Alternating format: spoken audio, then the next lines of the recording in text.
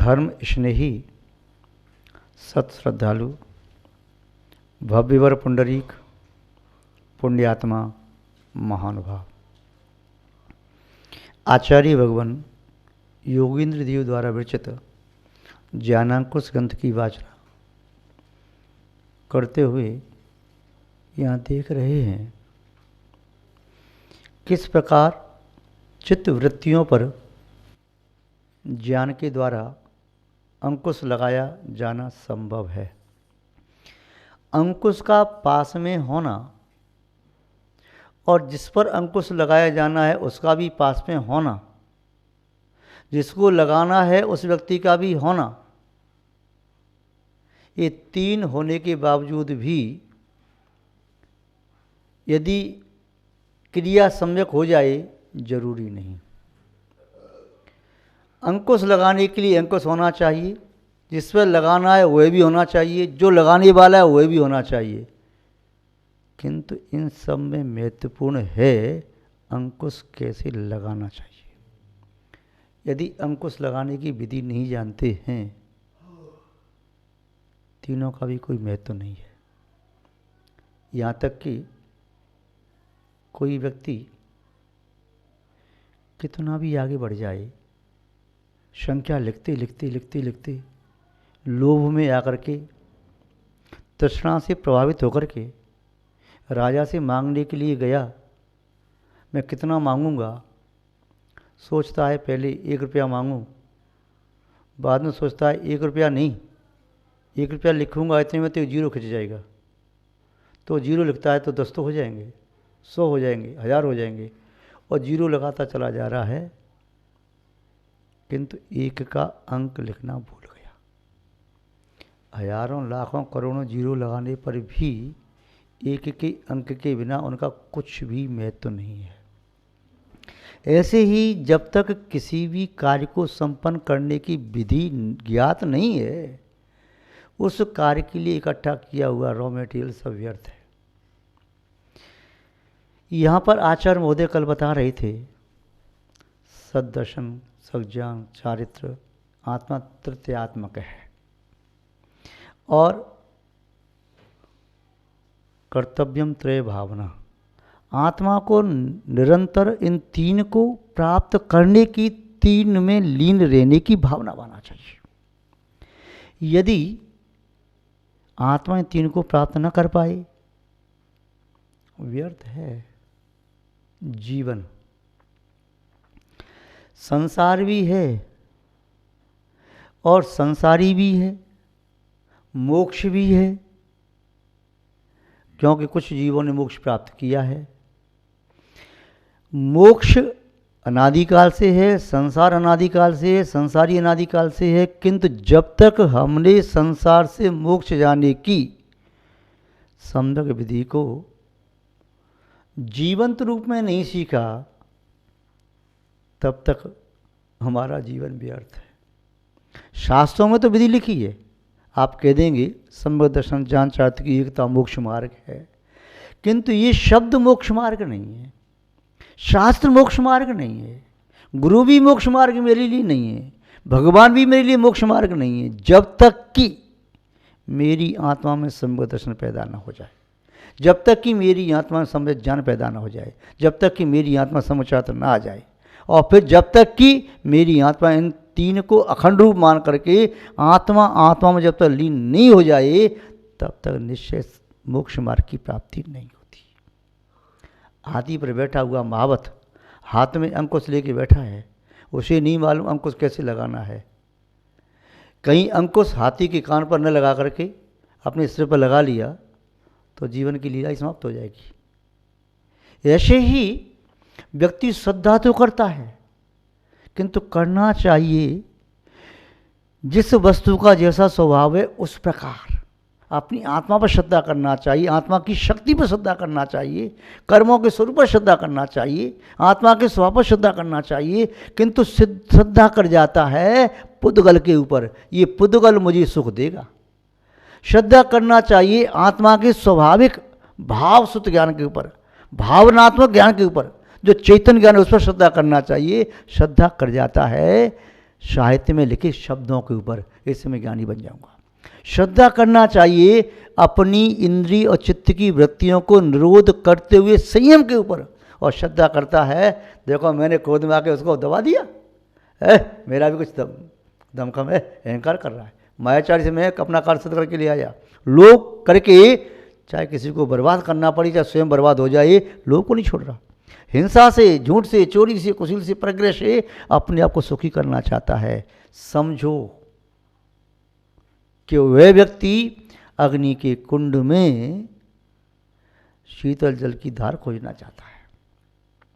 हो सकता है कभी जल में पानी निकल आए, हो सकता है कभी बालू पेलने से तेल निकल आए, हो सकता है जल मथने से चाहे घी निकल आए, हो सकता है आकाश में गगन पुष्प खिल जाएं, हो सकता है पुद्गल को किसी अपेक्षा से चेतना कह दी जाए, किंतु ये नहीं हो सकता कि आत्मा को जाने बिना, पहचाने बिना, माने बिना और आत्मा की लीनता के बिना आत्मा की शुद्धि नहीं हो सकती। यदि प्लास्टिक की अग्नि, यानी एक अग्नि का चित्र, चाहे दीवार पर बनाया, चाहे किसी पेपर पे बनाया और चाहे प्लास्टिक सा बना दिया, वह प्लास्टिक की जो अग्नि है या प्लास्टिक का चित्र दीवार पे बनाया या पेपर पे बनाया है, उस अग्नि में सोने को तपा करके शुद्ध नहीं किया जा सकता। आपके वस्त्र गंदे हो रहे हैं, चाहे चित्र में तालाब है, झील है, नदी है, समुद्र है, उस चित्र में बने समुद्र में आपके मलिन कपड़ों को साफ नहीं किया जा सकता। इसी तरह से केवल शब्दों को गिन करके, डिग्रियां गिनते गिनते अपने आप को ज्ञानी, विद्वान, महापंडित सिद्ध करना चाहते हैं, तो समझ लेना किसी और को नहीं, सिर्फ और सिर्फ अपनी आत्मा को ठगने का उपक्रम जारी है। यहाँ पर आचार्य महोदय कह रहे हैं, श्लोक नंबर 20 में देखा था आपने कि किस प्रकार से वह रत्नत्रय की भावना करना चाहिए, और 20 में जो भावना की बात कही, ज्ञान की बात कही, उसी बात को श्लोक नंबर 21 में पुष्ट कर रहे हैं। मत स्वतावदिश्येति मनः पर्यय केवलम ज्ञानात्मा मुक्ति ऋत्युक्तम पंचादि परमेष्टनाम। धन्य आचार्य महोदय की कृपा, जो कि सहसा बरसती है, अकारण बरसती है। कोई ये नहीं कह सकता कि मेरी योग्यता थी इसलिए बरस गई। ये ऐसी योग्यता नहीं है कि कोई ये सोचे कि मेरी योग्यता से काम हुआ, बादल आए और वृक्षों में योग्यता थी पानी को खींचने की तो हम बरस गए, ऐसा नहीं। ये तो ऐसे मानना चाहिए कमल का फूल जलाशय में है, सूर्य आया और उसके किरण आते ही खिल गया। कमल ये नहीं कह सकता कि मेरी योग्यता थी इसलिए सूर्य को आना पड़ा। प्यासी इस वसुधा की प्यास बुझाने के लिए मेघ वरवस बरसते हैं। ये मेघों की करुणा दृष्टि है, यह तपती मही ये नहीं कह सकती कि बरसना ही पड़ेगा, यही कहना होगा। वो ये तो अकारण कृपा दृष्टि हो गई। ऐसे ही आचार्य महोदय ने कृपा दृष्टि की, उन्होंने क्या बताया आध्यात्मिक संदेश, क्या दिया ज्ञान के बारे में।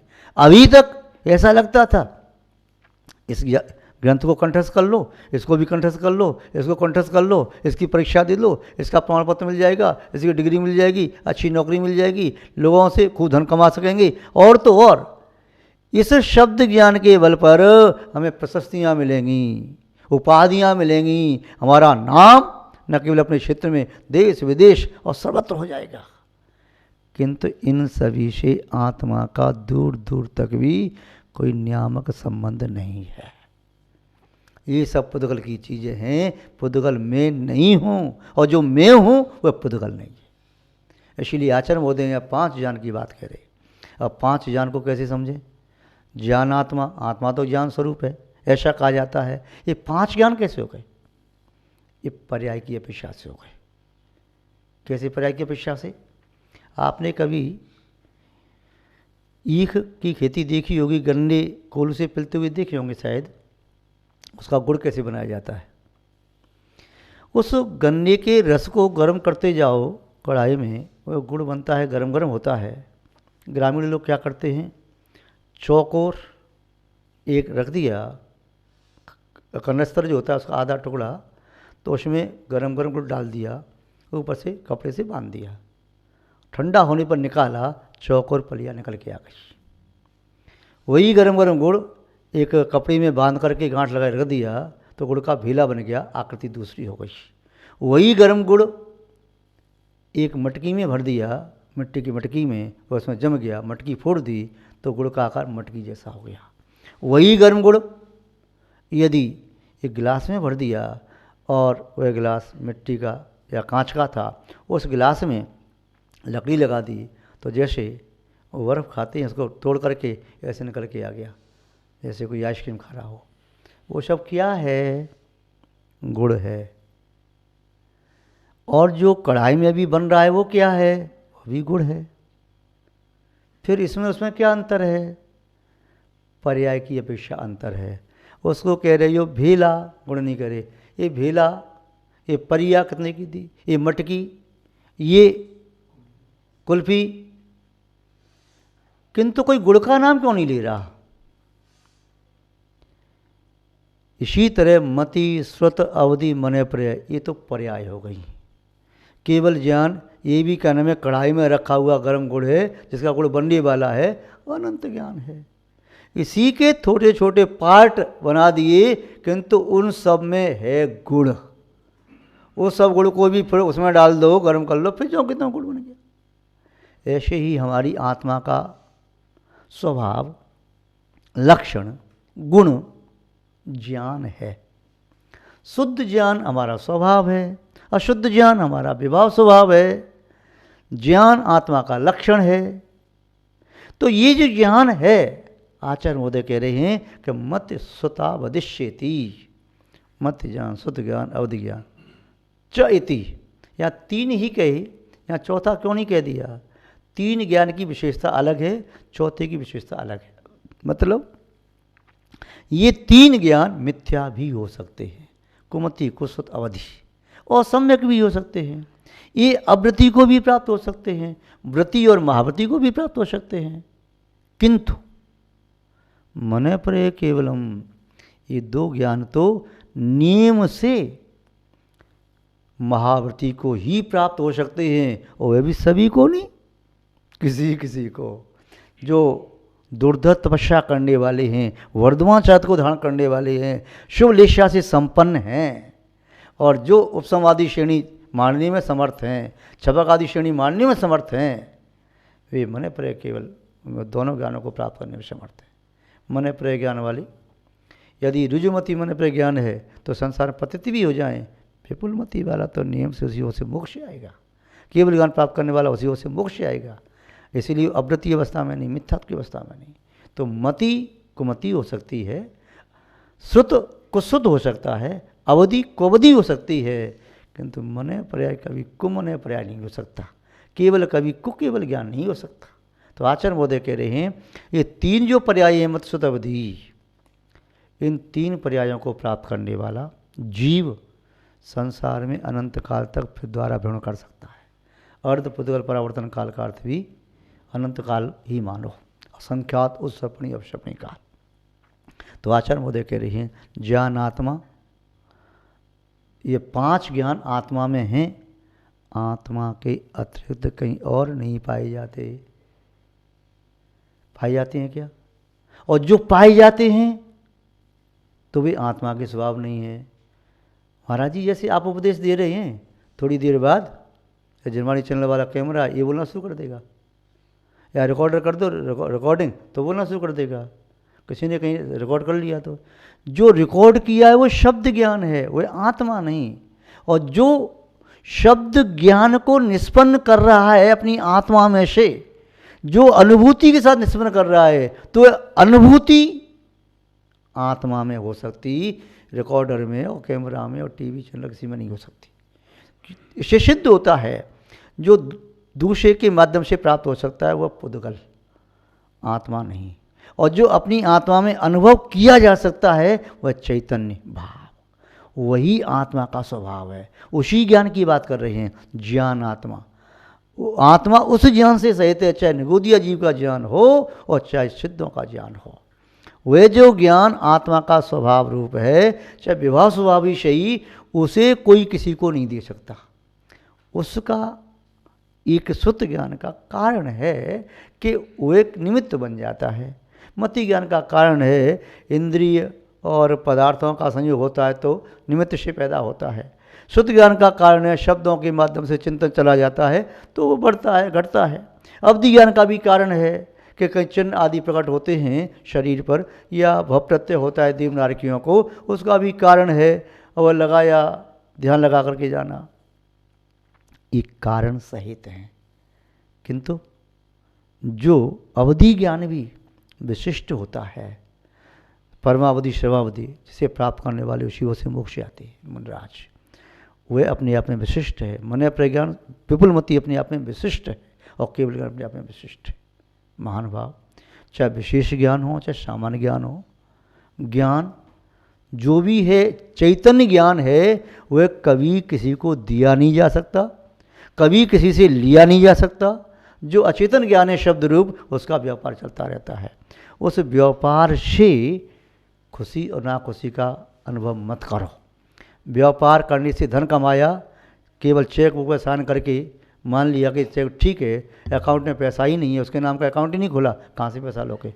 तो खुशी ऐसी स्वप्न में राजा बनने की खुशी है। आचार्य मोदय कह रही हैं ज्ञान आत्मा मुक्ति, ऐसा आत्मज्ञान ही मुक्ति देने वाला है। पंचादि परमेश्वर नाम, वह पंच परमेश्वरियों को प्राप्त होता है।